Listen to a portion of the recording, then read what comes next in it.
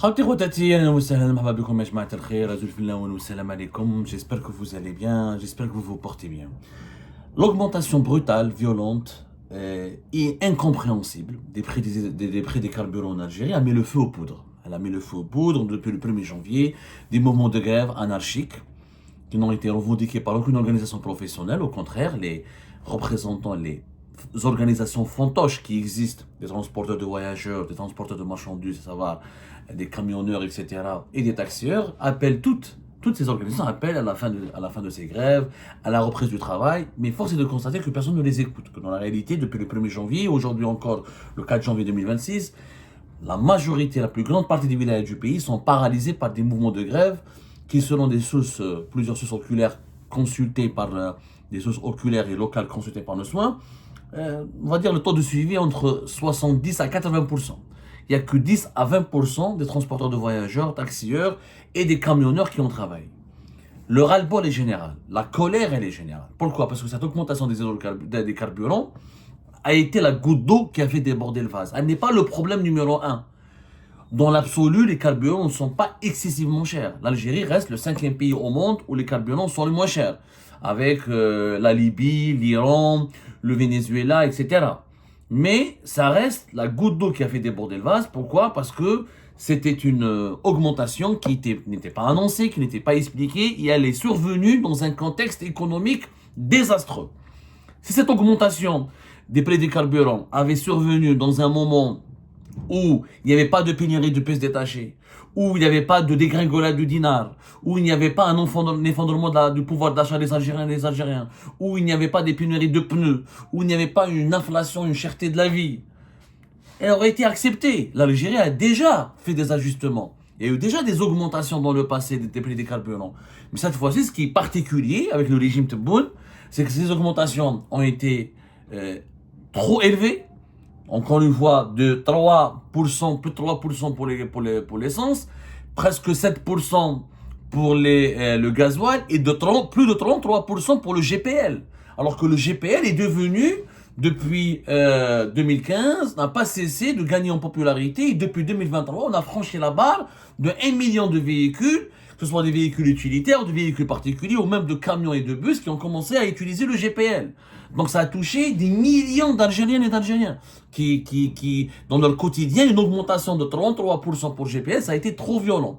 Et 3%, 7%, 33%, dans un contexte brûlant, économiquement brûlant, le cas des Algériens ont fait le khair. C'est-à-dire si ils avaient un pouvoir d'achat plus ou moins préservé, s'ils n'étaient pas confrontés, ils souffraient pas des pénuries de pièces de rechange ou de pneus, s'ils n'avaient pas des salaires faibles, s'ils n'étaient pas confrontés à une inflation, à des pics de l'inflation, et à une crise inflationniste qui dure en Algérie depuis, je le rappelle, 2021, où l'inflation a toujours été très élevée. Pendant 4 ans, les Algériens ont une inflation générale de 9%, de 7 à 9%. Elle a commencé à baisser à la fin de l'année 2024 et au début, bon partie de l'année 2025, mais l'inflation qui a baissé, la hausse des prix a continué. La hausse des prix, elle a continué de 3 à 4%. Dans les produits agroalimentaires, elle a continué entre 15 et 25%. Les chiffres sont là. L'inflation a baissé à 3%, voire moins, quelquefois depuis le début à la fin de l'année 2025, mais les prix ont continué d'augmenter. Il faut savoir que la baisse de l'inflation, ce n'est pas la baisse des prix.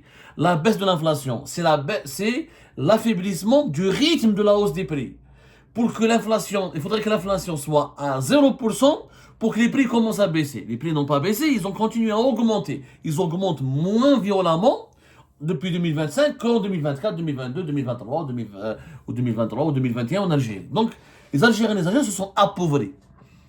Il y a un appauvrissement, il y a un sentiment d'appauvrissement général, il y a une asphyxie financière qui frappe plusieurs secteurs du pays, notamment le secteur des transports.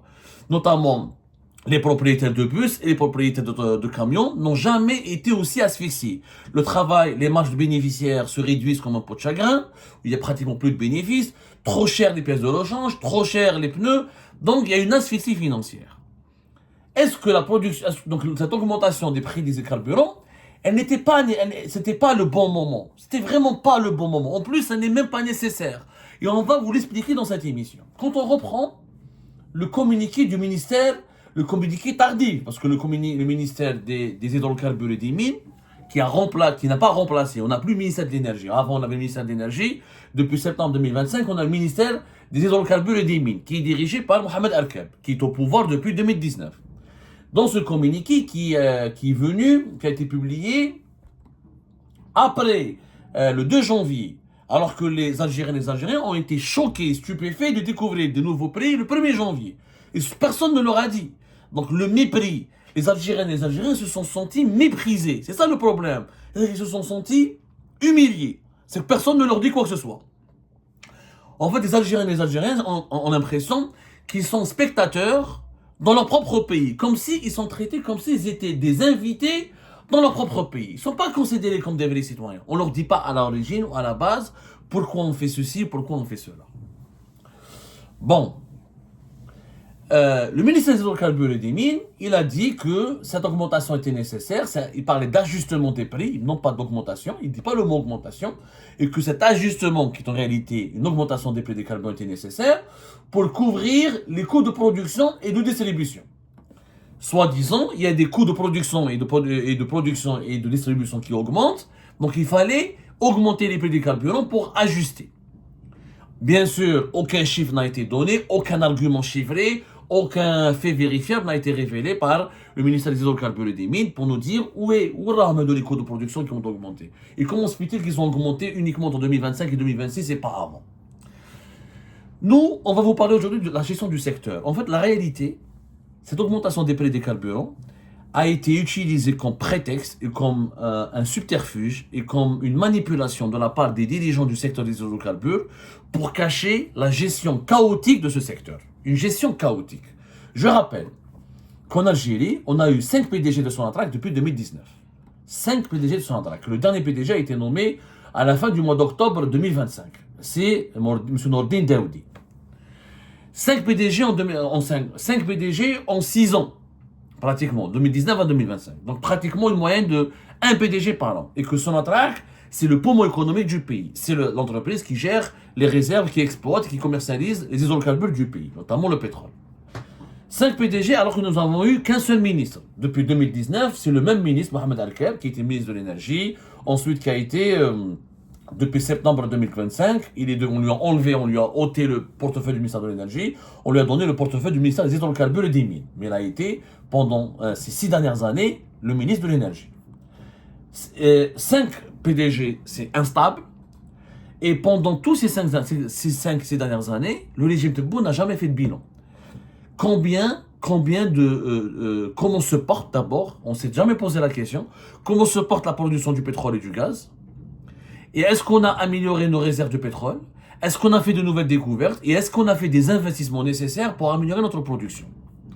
Quand on nous dit, les carburants, il y a des coûts de production et des coûts de distribution. Les carburants viennent du pétrole. Le pétrole, on a des gisements de pétrole. Ensuite, il faut faire du raffinage, donc il faut faire des raffineries.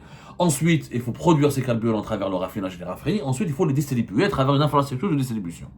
Est-ce qu'on a des coûts importants? Dans toutes les industries, il y a des coûts. Il faut savoir que l'Algérie n'est pas un pays pétrolier comme les autres. Nous sommes un pays pétrolier depuis les années 70 pratiquement, dans les industries du pétrole. Depuis la nationalisation des hydrocarbures début des années 70, l'Algérie est un pays producteur de pétrole important et membre de l'OPEP.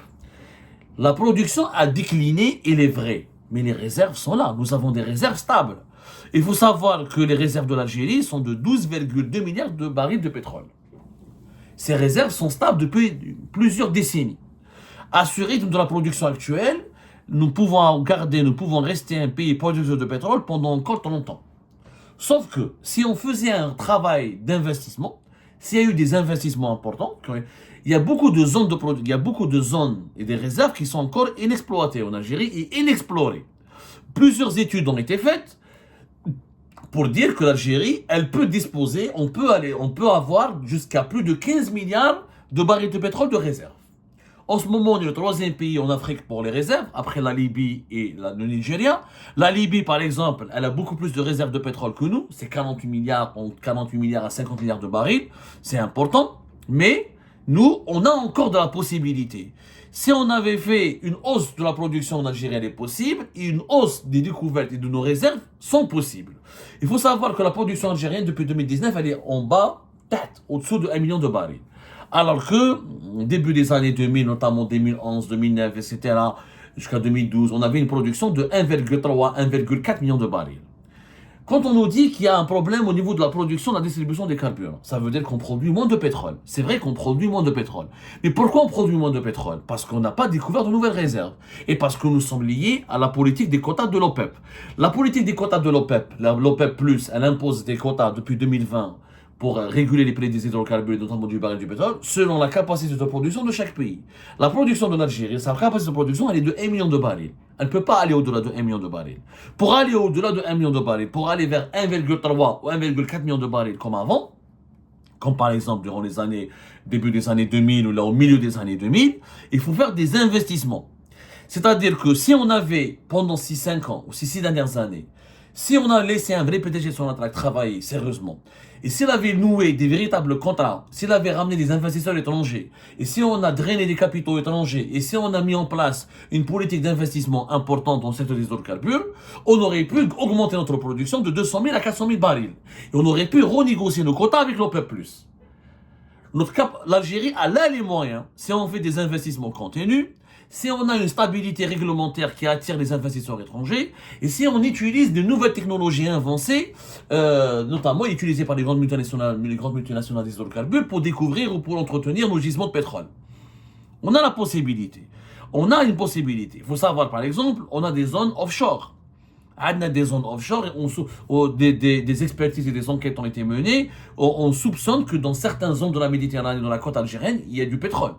On n'a pas eu le moment, on n'a jamais fait des missions d'inspection sérieuses et rigoureuses pour identifier les réserves que nous avons. Il y a encore des zones de production où il y a des réserves qui sont inexploitées. Pourquoi? Parce que on n'a pas investi suffisamment, notamment dans le Sahara sud-ouest. Il y a des bassins profonds où il y a encore du pétrole. Et on pourrait découvrir de nouvelles réserves. Mais il faut investir. C'est des investissements. Et qui dit investir? Il faut des vrais managers. Il faut un bon ministre de l'énergie ou des hydrocarbures et un très bon PDG. Chose qu'on n'a pas avec Tebboune. Par exemple, nous avons des ressources non conventionnelles. On a le gaz de schiste. Comme on a le gaz de schiste, on peut trouver aussi le pétrole de schiste. Ça fait 6 ans qu'on parle du gaz de schiste et du pétrole de schiste. Rien n'a été fait. Que des discussions avec les compagnies américaines, Chevron et ExxonMobil, rien n'a été concrétisé. Pourquoi? Parce que les Américains ils voient bien qu'en Algérie, il y a beaucoup d'incompétents, il y a une instabilité, etc. Ils ont peur d'investir en Algérie. Donc, il y a des puits, les puits traditionnels qui Hassim et Saoud sont en train de décliner, puisqu'ils sont en activité depuis les années 60, ça c'est vrai, mais il y a des nouvelles techniques, même pour les puits existants. Ça, on ne dit pas ça aux Algériens, On peut faire de nouvelles techniques. Par exemple, ce qu'on appelle la récupération assistée. Par exemple, les injections d'eau et de gaz. La modernisation des puits. On peut donc augmenter notre production et on peut faire de nouvelles découvertes. Sauf qu'on n'a pas investi dans le pétrole. On n'a pas investi. Remarquez bien, Mohamed Al-Kab, il n'est même pas issu du domaine des hydrocarbures. On l'a gardé ministre des hydrocarbures. Il n'a jamais travaillé à Sonatrach. Il n'a jamais travaillé dans le pétrole. Il n'a jamais travaillé dans le gaz. Il n'a aucune connaissance. C'est un électricien. C'est un ingénieur en électricité. Il vient de Sonalgaz. Il a fait toute sa vie dans Sonalgaz. Mais on lui a donné le secteur des hydrocarbures.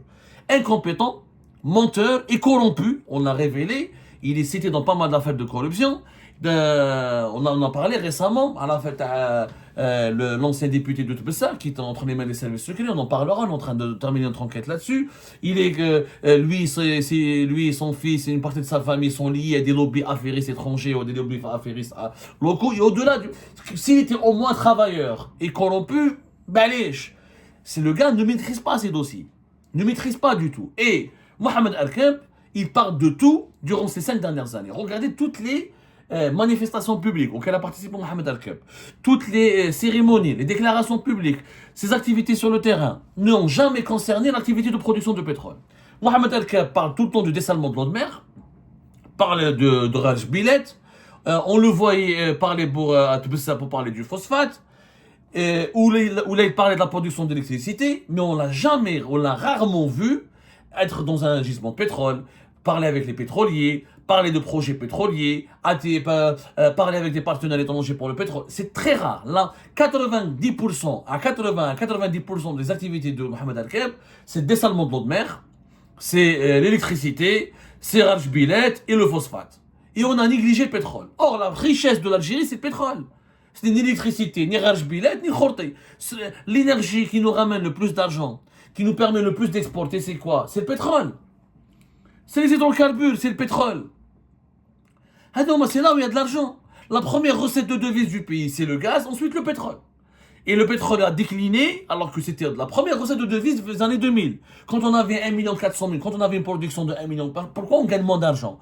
Parce qu'on a une production faible. Et que 50% de notre production, elle part pour le marché local.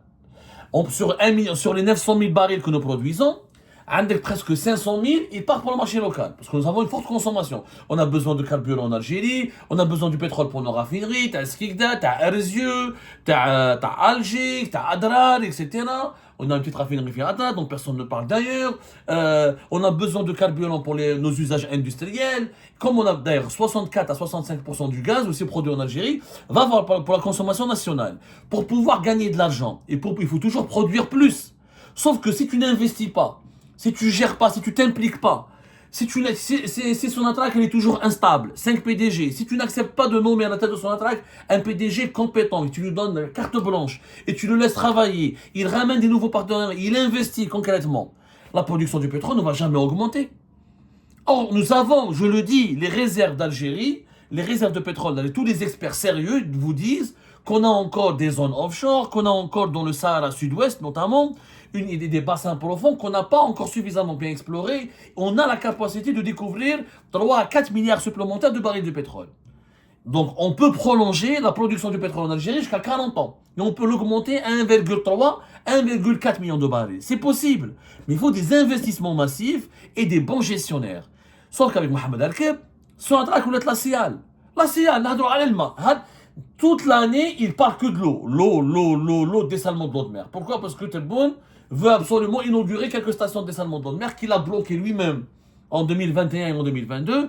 Et comme il y avait beaucoup de pénuries d'eau potable en 2022, 2020 jusqu'à 2023, comme il a eu honte de ce bilan, il a tout fait pour corriger les bêtises qu'il avait commises lui-même entre 2020 et 2021, quand il a bloqué ses projets stratégiques. Décembre, regardez, le 29 décembre 2025, le nouveau PDG de Sonatrach, qui n'a fait aucune activité, le nouveau PDG de Sonatrach de Nordin Douidi, il n'a fait aucun changement encore. Il n'a nommé aucun vice-président. Il a rien fait. On l'a même pas vu. ما راحش même pas Sahara ou la Hassim Saoud ou Hasser Mel, etc. Par contre, on l'a vu où? On l'a vu à la direction générale de Sonatrach pour signer 3 contrats relatifs à la réalisation de 3 nouvelles usines de dessalement de l'eau de mer.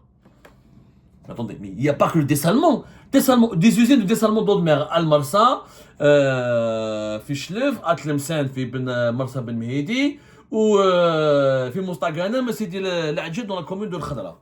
Mais ça ne nécessite pas la présence du ministre ou du PDG de Sonatrach. Il y a une filiale de Sonatrach qui est consacrée au dessalement de l'eau de mer. Je ne sais même pas d'ailleurs si c'est une bonne idée de la laisser à la Sonatrach. C'est la filiale algérienne Desalination Company. Je ne sais même pas si c'est vraiment une bonne idée de laisser le dessalement de l'eau de mer. Sonatrach, son cœur d'activité, c'est pas le dessalement de l'eau de mer. C'est pas vrai. On n'a pas besoin de dessalement de l'eau de mer. On a besoin du dessalement de l'eau de mer, mais c'est pas l'activité de Sonatrach. On aurait pu créer une entreprise totalement autonome, loin de Sonatrach, etc. Sonatrach, son activité, c'est le pétrole et le gaz. C'est comment produire plus et et ramener plus d'argent en Algérie. L'eau qu'on va dessaler, on va pas l'exporter, on va le consommer localement. C'est pas ça qui va ramener des devises en Algérie. Et c'est pas avec de l'eau dessalée qu'on va assurer les carburants, qu'on va fournir des carburants aux millions d'automobilistes algériens. Et c'est pas le dessalement de l'eau de mer qui va assurer le fonctionnement du pays. Il y a des priorités. La priorité de Sonatrach, c'était pas le dessalement. Sauf qu'avec Mohamed Arkeb, pour plaire à Tebboune, il lui dit pas la vérité, il lui ment tout le temps, il supervise uniquement les chantiers qui tiennent à cœur à Tebboune, qui sont le dessalement de l'eau de mer. Parce que Tebboune, il a envie de réaliser des trucs, il a envie de réaliser des infrastructures qu'il peut par la suite inaugurer. Parce qu'il veut se montrer, il veut montrer aux Algériens et aux Algériens qu'il travaille. Comme il n'a rien fait durant son premier mandat, comme il n'y a que des pénuries, que des problèmes socio-économiques depuis son arrivée au pouvoir, comme le pays s'appauvrit et recule économiquement, donc Tebboune essaie de se rattraper de façon, comment dirais-je, maladroite. Il pense que le dessalement de l'eau de mer, ce sera la solution qui va calmer la colère des Algériens et des Algériens. Il y a une problématique au niveau de l'accès à l'eau potable, mais elle peut être gérée par des dirigeants, par exemple par le ministère des ressources en eau, par le ministère de l'hydraulique. L'énergie, c'est le pétrole. Les hydrocarbures, c'est le pétrole. Le plus important, c'est le pétrole. Donc, faute d'investissement, faute de modernisation de nos puits, faute de nouvelles découvertes, faute de se concentrer uniquement et de se concentrer essentiellement, plutôt pas uniquement, mais de se concentrer au moins essentiellement sur ce qui compte en Algérie, qui est le pétrole et le gaz, eh ben, la production elle a décliné. Donc c'est normal que le carburant va coûter plus cher à l'Algérie, puisque la demande nationale elle augmente. On est presque 50 millions d'habitants. Quand on investit dans l'industrie, il faut des carburants. Pour construire les usines de dessalement d'eau de mer, il faut mobiliser des camions, des engins de travaux publics. Ces engins et ces camions fonctionnent au carburant, ils ne fonctionnent pas au solaire. Donc, pour les besoins, pour que l'Algérie puisse se moderniser et donc pour ses besoins économiques, elle a besoin de consommer de plus en plus de carburant. On avait des projets où on a la raffinerie de Hassim Saoud. Depuis 2019, on parle d'une grande raffinerie à Hassim Saoud.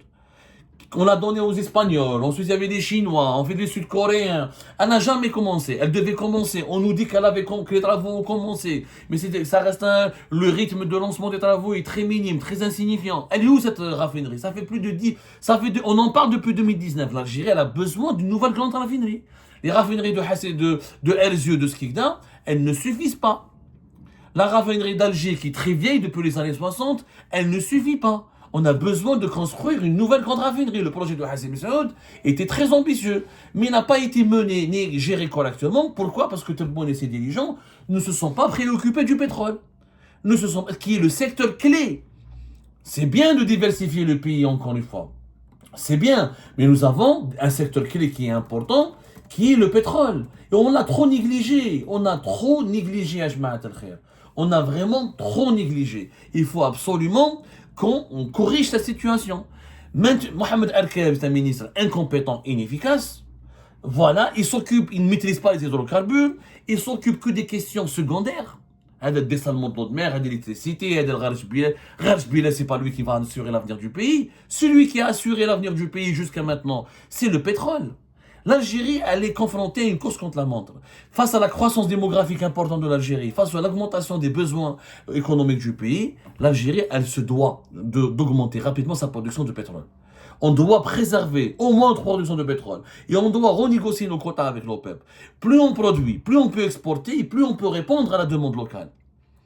Et à un moment donné, pour continuer de raffiner le pétrole, de garantir la disponibilité des carburants, il faut qu'on arrive à produire, à améliorer la production du pétrole. Donc, cette augmentation des prix des hydrocarbures, pour masquer les échecs, les sous-investissements, les mauvaises décisions, les bêtises, la faiblesse, le recul inquiétant, dangereux de la production du pétrole dans notre pays, on est en train de la couvrir. À la Ghalib, les carburants nous coûtent plus cher. Ils ne sont pas censés nous coûter plus cher parce qu'on a encore des réserves. Si on n'avait plus de réserves, je peux le comprendre, mais on a des réserves. Et on a des bassins encore profonds à exploiter. Et on peut, avec des nouvelles technologies, avec un investissement sérieux, avec une autre gestion de nos puits de pétrole, on pourrait augmenter notre production. Donc ce n'est pas nécessaire. C'est pas aux Algériens, c'est pas aux camionneurs, aux chauffeurs de bus, aux automobilistes de payer les frais ou de payer la facture de l'incompétence et des échecs des responsables de Sonatrach et des responsables du secteur de l'énergie. Trop d'instabilité, trop d'incompétents au pouvoir, pas assez une politique d'investissement faible, très peu d'investisseurs étrangers, et trop de négligence dans le secteur des hydrocarbures, et ça a mené vers ce que nous sommes en train de subir aujourd'hui, c'est-à-dire des subterfuges, des manipulations pour faire payer la facture salée aux Algériennes et aux Algériens, alors qu'ils ne sont pas du tout responsables de cette mauvaise gestion économique du pays.